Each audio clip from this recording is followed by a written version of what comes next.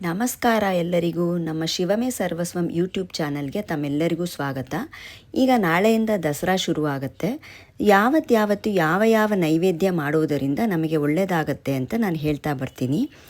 ಈ 9 ದಿನಗಳಲ್ಲಿ ನವದುರ್ಗೆಗಾಗಿ ಈ ನೈವೇದ್ಯಗಳನ್ನು ನಾವು ಅರ್ಪಣೆ ಮಾಡುವುದರಿಂದ ಆ ತಾಯಿ ಜಗನ್ಮಾತೆ ಪ್ರಸನ್ನಳಾಗುವುದಷ್ಟೇ ಅಲ್ಲ, ನಮ್ಮ ಎಲ್ಲ ಕೋರಿಕೆಗಳನ್ನು ಇಷ್ಟಾರ್ಥ ಸಿದ್ಧಿ ಮಾಡುವುದು ಖಂಡಿತ. ಯಾವ ಕಷ್ಟಕ್ಕಾಗಿ, ಯಾವ ಕೋರಿಕೆಗಾಗಿ ಯಾವ ನೈವೇದ್ಯ ಇಡಬೇಕೆಂದರೆ, ಮೊದಲನೆಯ ದಿನ ತುಪ್ಪ ಇಟ್ಟು ನೈವೇದ್ಯ ಮಾಡುವುದರಿಂದ ಎಲ್ಲ ರೀತಿಯ ಸಂತೋಷ ಸಿಗುತ್ತದೆ. ಎರಡನೆಯ ದಿನ ಸಕ್ಕರೆ ಇಟ್ಟು ನೈವೇದ್ಯ ಮಾಡಿದರೆ ಹ್ಯಾಪಿ ಲಾಂಗ್ ಲೈಫ್ ಸಿಗುತ್ತದೆ. ಮೂರನೇ ದಿನ ಹೆಲ್ತ್ ಇಶ್ಯೂಸ್ ಬಹಳ ಇದ್ದರೆ ಹಾಲನ್ನು ಇಟ್ಟು ನೈವೇದ್ಯ ಮಾಡುವುದರಿಂದ ಒಳ್ಳೆ ಹೆಲ್ತ್ ಸಿಗುತ್ತದೆ.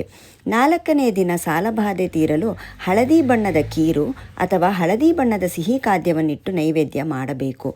ಐದನೆಯ ದಿನ ಬಾಳೆಹಣ್ಣನ್ನು ಇಟ್ಟು ನೈವೇದ್ಯ ಮಾಡುವುದರಿಂದ ಫ್ಯಾಮಿಲಿನಲ್ಲಿ ಸಂತೋಷ, ನೆಮ್ಮದಿ ಸಿಗುತ್ತದೆ. ಆರನೆಯ ದಿನ ಜೇನುತುಪ್ಪ ಇಟ್ಟು ನೈವೇದ್ಯ ಮಾಡುವುದರಿಂದ ಫೈನಾನ್ಷಿಯಲ್ ಕಂಡೀಷನ್ ಇಂಪ್ರೂವ್ ಆಗುತ್ತದೆ. ಏಳನೆಯ ದಿನ ಬೆಲ್ಲವನ್ನಿಟ್ಟು ನೈವೇದ್ಯ ಮಾಡುವುದರಿಂದ ಎಲ್ಲ ಕೋರಿಕೆಗಳು ನೆರವೇರುತ್ತದೆ. ಎಂಟನೆಯ ದಿನ ಎಳನೀರು ಅಥವಾ ತೆಂಗಿನಕಾಯಿ ನೀರನ್ನಿಟ್ಟು ನೈವೇದ್ಯ ಮಾಡುವುದರಿಂದ ಇಷ್ಟಾರ್ಥ ಸಿದ್ಧಿಯಾಗುತ್ತದೆ. ಒಂಬತ್ತನೆಯ ದಿನ ಯಾವುದಾದರೂ ಸಿಹಿ ಖಾದ್ಯವನ್ನಿಟ್ಟು ನೈವೇದ್ಯ ಮಾಡುವುದರಿಂದ ಎಲ್ಲ ರೀತಿಯ ಯಶಸ್ಸು ಸಿಗುತ್ತದೆ. ನಮಸ್ಕಾರ.